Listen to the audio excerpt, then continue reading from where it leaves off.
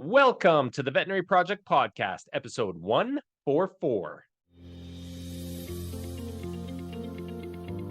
Welcome to the show created by vets featuring absolutely no pets. This is the Veterinary Project Podcast, hosted by Dr. Michael Bugg and Dr. Jonathan Leicht. Our resident veterinarians have swapped out their stethoscopes in favor of microphones to bring you the Veterinary Project Podcast, a show focused on real conversations, aimed to connect this amazing profession full of remarkable people. Through the sharing of collective stories and wisdom, and connecting over the many unique challenges we face, we invite you to join our community of veterinary professionals leading intentional lives. And now, here are the hosts of the Veterinary Project Podcast, Dr. Michael Bugg and Dr. Jonathan Leicht.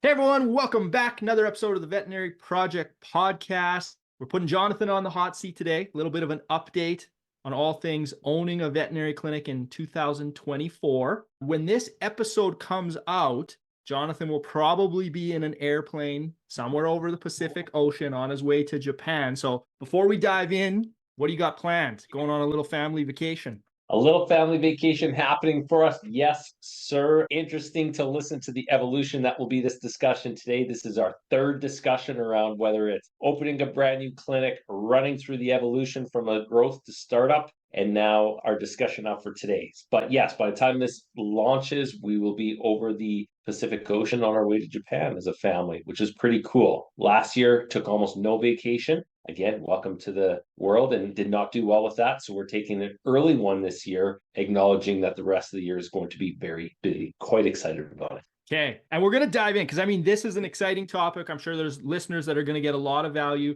Last question on the Japan note. How did your Japanese come along? Because I know you mentioned you were trying to get a few words before your trip.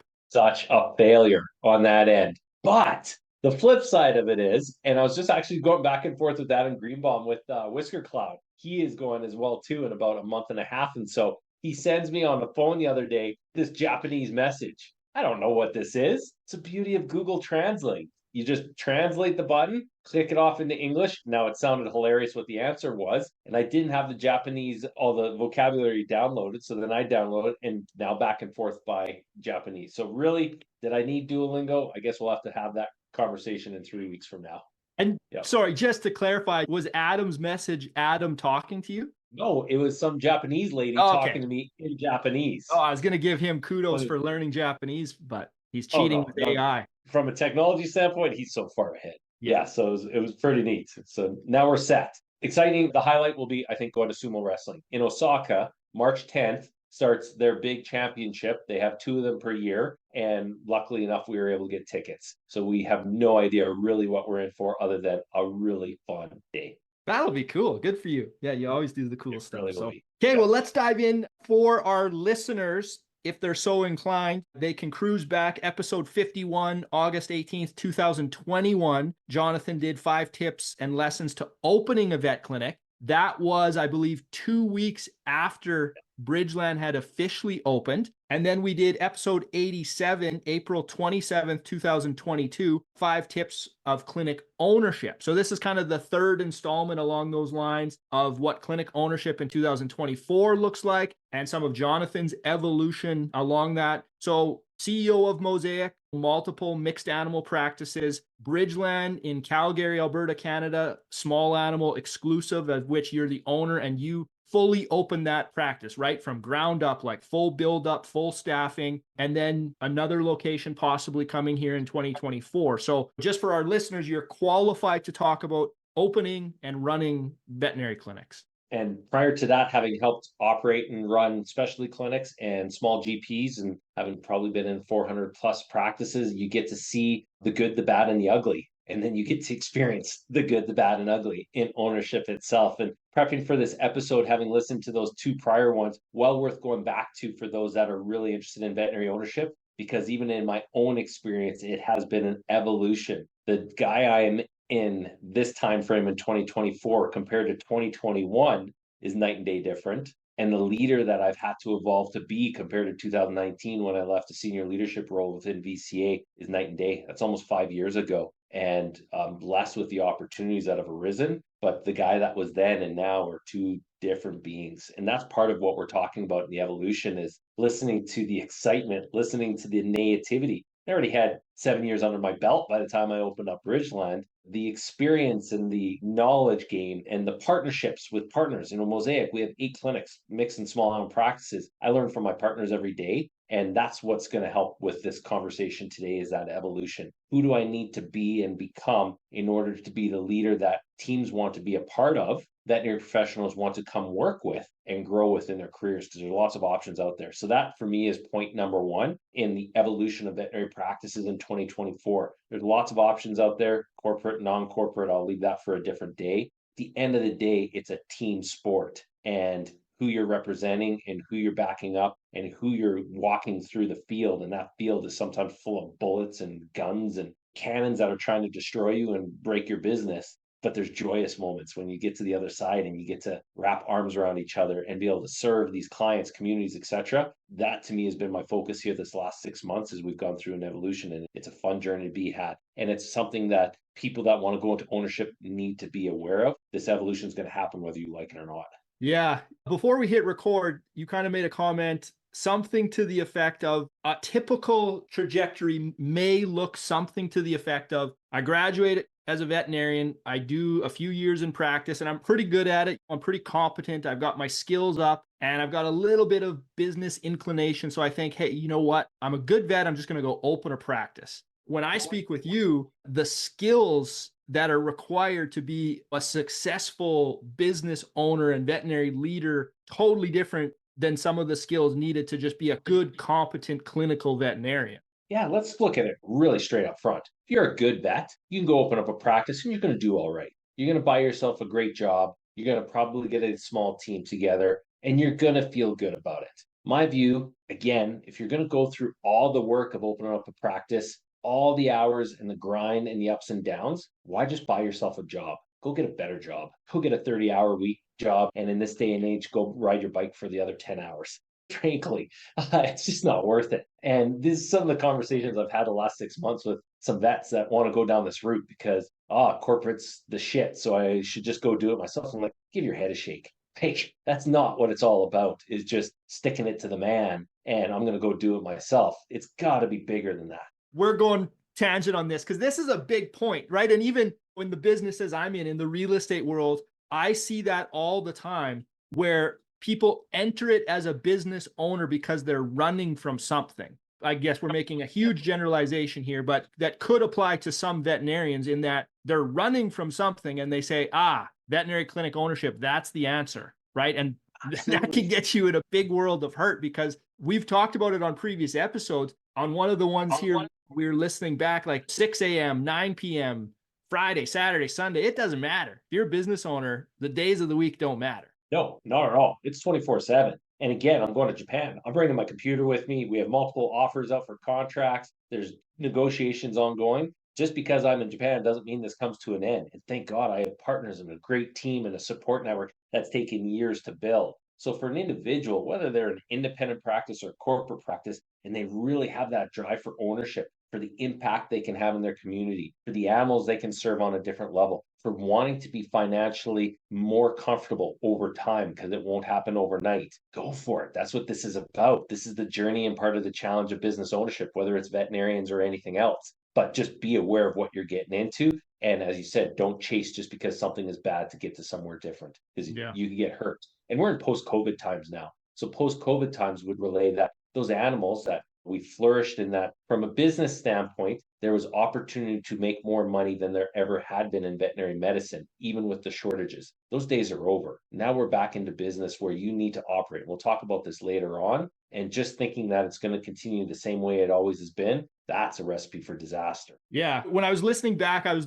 noticing that the timestamps, right? Like 2021, that was around, we had Doug Jack on, and multiples for veterinary clinics were absolutely sky high and money was just falling from the clouds everywhere. And you had to almost try to mess up to not make money, right? And times are a lot different in 2024. I'm going to throw a quick curveball at you, Jonathan. I was going to open with this, but you got point one in before I could. So we're coming back to your list. We'll get to point two. But I'm thinking back to the episode we just released a few weeks back with Philip McKernan. And one of my favorite things he said in there is he talked about society rewards us for being busy and scaling, and we can grow these huge empires. And in some situations, after 10 years, we look up and we're exhausted and we're like, well, what the hell was that all for? And I know you and I, we've had lots of conversations on this. So you are consciously choosing this path that you're on, which is a lot of growth and a lot of scaling.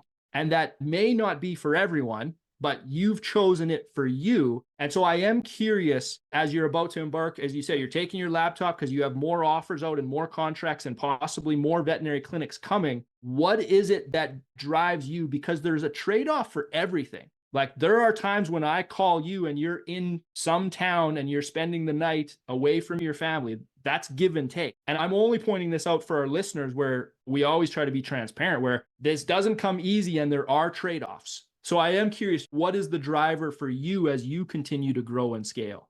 I think threefold for me when I look at it in 2024 and where it's going to be going, both within Mosaic, Bridgeland, our group together, as opportunities arise, is I started off in emergency medicine and then going into large scale pharma and then going into large scale corporate. And each successive step has actually gotten smaller and smaller in the size of the organization, the bureaucracy, and the ability to make impact. And there's two ways of looking at that. Some would say that your impact ability in the overall scheme is less in the smaller you are. And I actually think the opposite. So now with the groups that I'm partnered in with, my desire is to make impact in the communities we serve. And that's whether it's in a community in Calgary, or it's in a small town in Fairview, Alberta, or it's in a community that is underserved in rural Maple Creek, Saskatchewan. That is a major win when we get to add to the value of both our large animal producers, that this is economic value to their livelihoods, and for our small animal clients, that this is their second family. And for many, these are family members, cats and dogs in the households now. And by running culturally progressive, community-based proactive wellness medicine clinics, we get to impact all of that. And we get to do so in a way in veterinary medicine where you get to actually earn and do well. And that means I get to pay my people better. I get to have better relationships.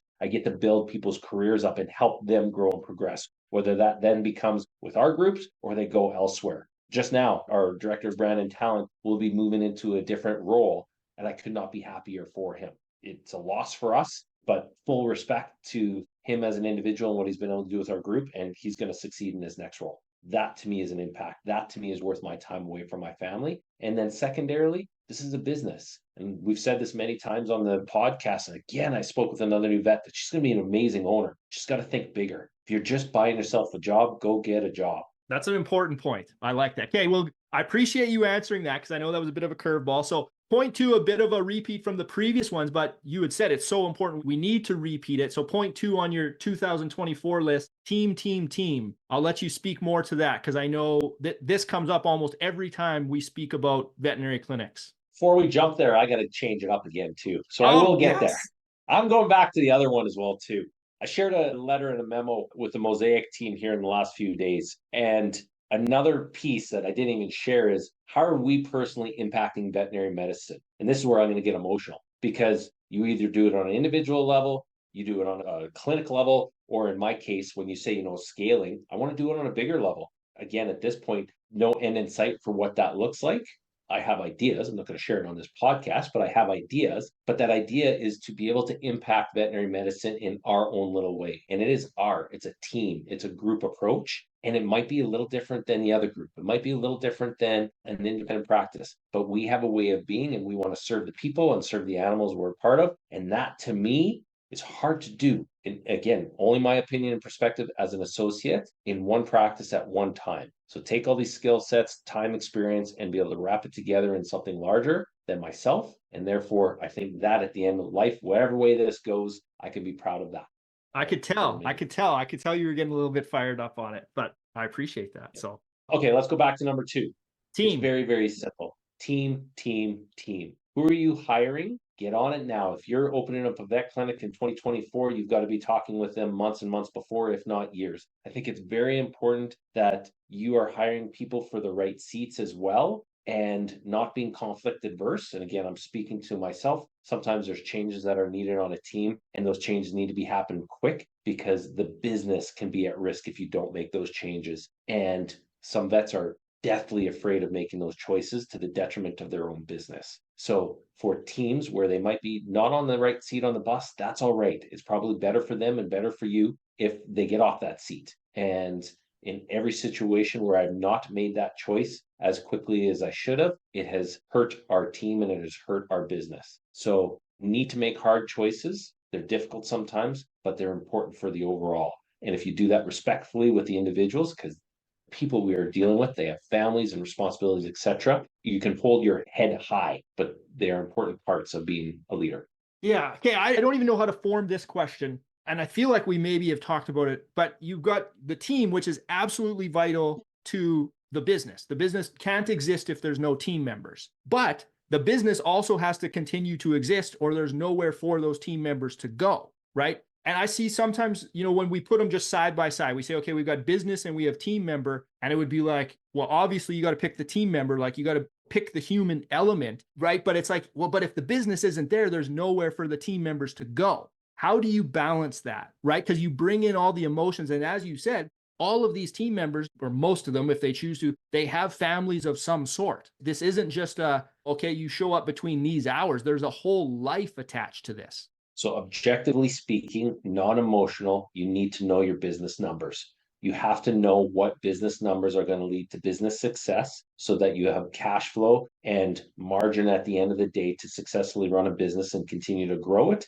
and also have fodder left for the unexpected. If you can know your numbers and then during the hard times pull those numbers back and in the good times expand, you will have a successful business in veterinary medicine. And this is not a complicated game. It's a discussion we've had in multiple podcasts before. Know your payroll, know your COGS, you're 70% of the way there. Simple, but very hard to execute. Very hard. It is. It's so much of so many businesses comes down to the simple fundamentals and just executing them repeatedly and sticking to that. And knowing when you have to shift and transition. 2024, I've said this on the podcast right now, we're right in that operating environment right now. You had to have shifted in 2022, 23, and it's been difficult, plain and simple. The years of low interest rates and money a fly of the 20 and 21 and 19 are gone. Yeah, money's expensive now, or, relatively expensive. Who knows what the future holds? Maybe 5 years from now, we'll be saying it's cheap, but of course, normal cycles. Yeah. Okay. Point number 3, opportunity and technology. Yeah, this one, again, vet med continues to evolve. So how are we communicating with our clients? I have clinics where we're just ramping out postcards, meaning just moving them away. I have clinics where we have serverless practice management software that's going to have AI integration right away. All of these items need to be at the forefront of a business owner's mind, and you need to be on the podcasts, you need to be in the forums, you need to be at the conferences ahead of when they're coming out so that the shiny diamond syndrome doesn't catch you off guard and go down a rabbit hole that could lead you astray versus actually grabbing onto the technology that will lead you the right way. And heck, I'm really bad at this because I love a lot of technology, but probably 80% of it's going to come to nothing and amount to nothing and take up a whole bunch of your time and resources. So in veterinary medicine right now, interclinic communication is a big piece. So what are you doing to drive communication within the clinic? What are you doing to drive communication out to your clients? Are you emailing? Are you phoning? Are you text messaging? Are you pre-booking? Do you have that all integrated into your practice management software automatically? There's third-party integrated systems, whether that's PetDesk, Weave, VoIP systems, AI now out there. All of these are super important to your success. And it's not something you need to get all at once as a business owner in veterinary medicine, but you need to understand it and know what the discussions are at happening so that when you can take your little piece and or resource some money and time, that you take advantage of it. And I'm right in the middle of that with multiple discussions. And sometimes it's overwhelming because there's so many options out there right now. Yeah. I mean, you're in it. It is overwhelming. It seems like every day there's something new coming out, technology related. And yeah, you have to pick which ones are you going to integrate into your business and then give it a shot. And some of them you're going to have to kill. Like you said, you'll sink some time into exploring them and it won't be a fit, but it is moving fast. I've killed multiple in the last 6 months, and you and I have talked about this offline. This is the year of simplifying, and it's really been that. Is this serving our purpose? The flip side of that is there's some big ones. Again, practice management software. Medical records are the bane of the veterinary world right now. And in many situations, the server-based systems, of which I have many of them, are antiquated. I'm very interested to see what happens in this next couple of years and how fast the big groups that are buying out all these mini ones can actually make them work and serve the veterinary community as opposed to just serving their shareholders and others. Very interested to see what evolves, because there is some young guns out there that are doing a great job with some new serverless based softwares. We need to get them. We've had a couple of them on the program, on the podcast already, just more coming. And I like it. Yeah, you do get fired up about this. Okay, your fourth point, we kind of touched on it, but thinking bigger, why are you doing this? We chatted about it. I don't want to belay the point, so I'll leave that one for now. I think it's really important to think bigger. Yeah.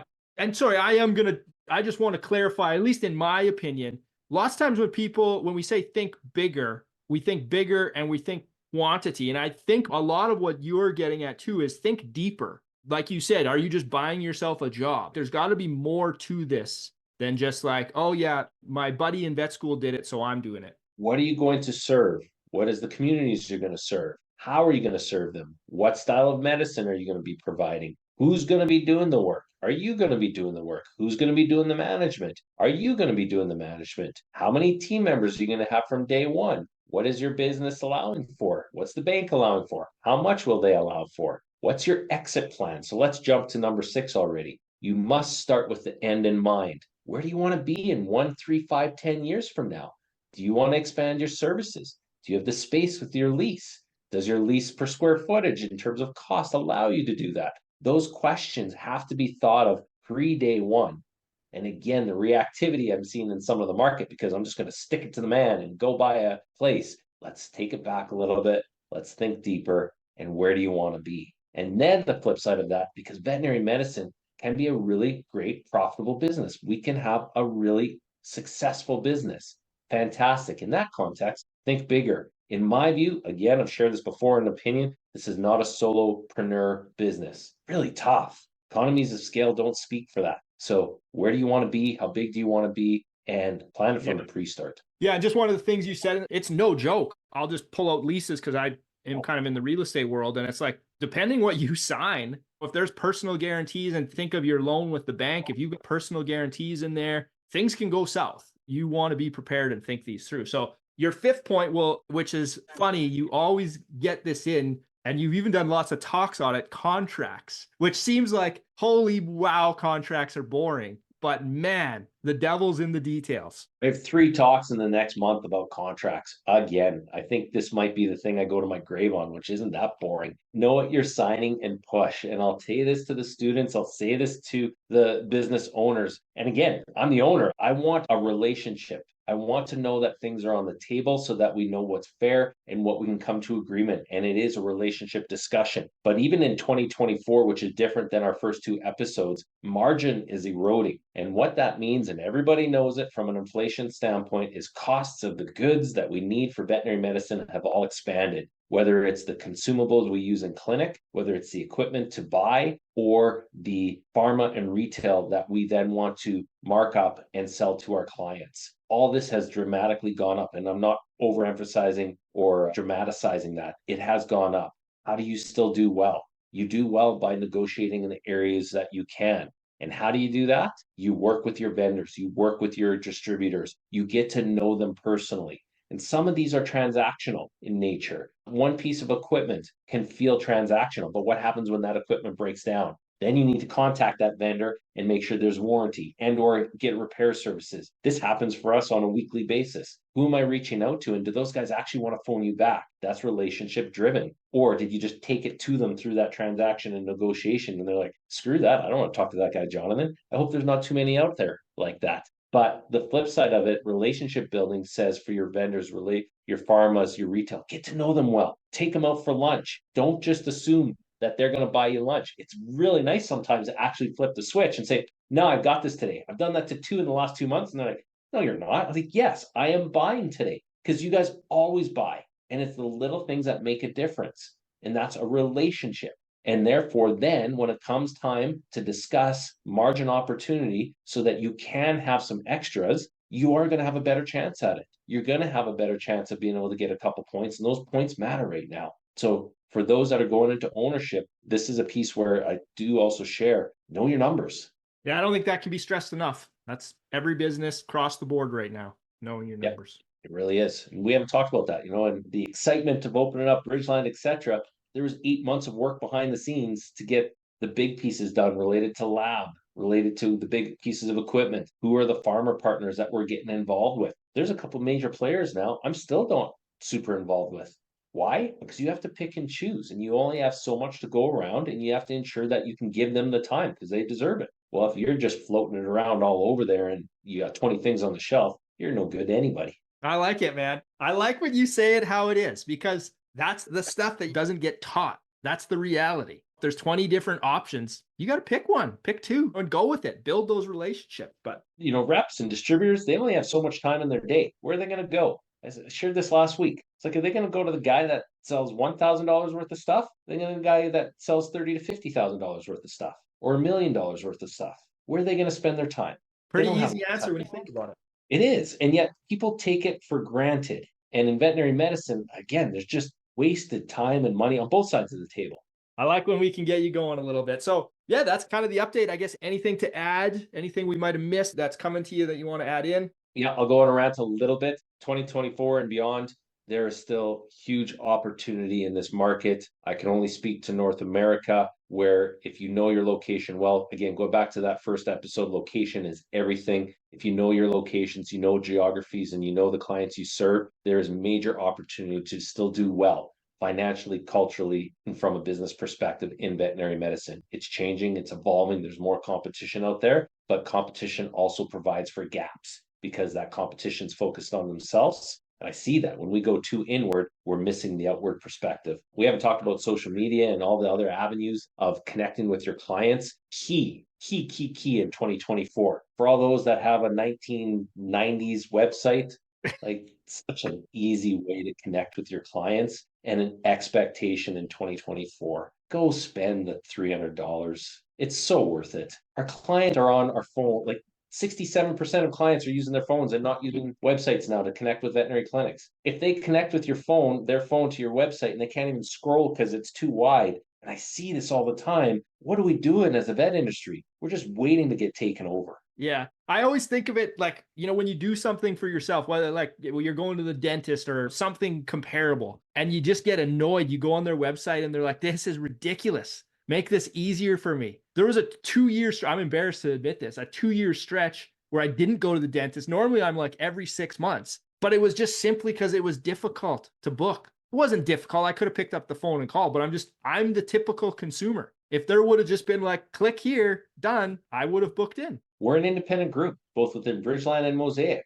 It's expensive to have a chance to compete with the big guys, and they're all doing that technology. Online forms, pre-booking, text to messaging. Well, the beauty of technology in 2024 is you can do that as an independent as well for not a lot of cost. But just because we're veterinarians, we sometimes ignore that and go, nah, they'll come to us anyway. It is no longer a vet-centric world. We can do better. And again, for new business owners, that's an exciting opportunity. Yep. So that's my lead for our 2024 episode, and more to come. Right on, Jonathan. Always appreciate these. Enjoy the well-deserved, well-earned vacation to Japan. I guess I'm going to put you on the spot. You got to end it. It's your episode. So send us out of here. Last message, final word. Last message, final word. Take the chance. Take the chance if you really want it and you're thinking big and you want to make a change. Reach out. Happy to have a conversation. Have done 2 of them in the last 2 weeks here with aspiring veterinarians that have the skill set, have the experience, but do they want it? That's a question that only they can answer. In some cases, I'm not so sure for them to figure out. So for anybody that wants to, reach out. Happy to have that convo. Thank you for listening to the Veterinary Project Podcast. As a recap, on behalf of our hosts, the Veterinary Project Podcast will be releasing new episodes weekly. So be sure to tune in as we bring you more conversations aimed at helping you enjoy a life well lived. If you enjoyed what you heard on the show and you want to stay in the know, please like, love, and or subscribe to the podcast on the listening platform of your choosing, as we're available on all the usual suspects. If you know of others that may benefit from these conversations, we'd love it if you please share the show with them, as this will help us grow our community to reach more and more veterinary professionals. Speaking of which, if you are a veterinary professional and would like to get connected with more like-minded individuals who are joining us on this journey, please send an email to the Veterinary Project Podcast at gmail.com, and we'll invite you to be a part of our private Facebook group. General feedback, requests for information, or perhaps requests to be a guest on the show can also be sent to the Veterinary Project Podcast at gmail.com. Dr. Michael Bugg and Dr. Jonathan Leicht, thank you for listening to the show, and we'll catch you again next week for another episode of the Veterinary Project Podcast. Bye for now.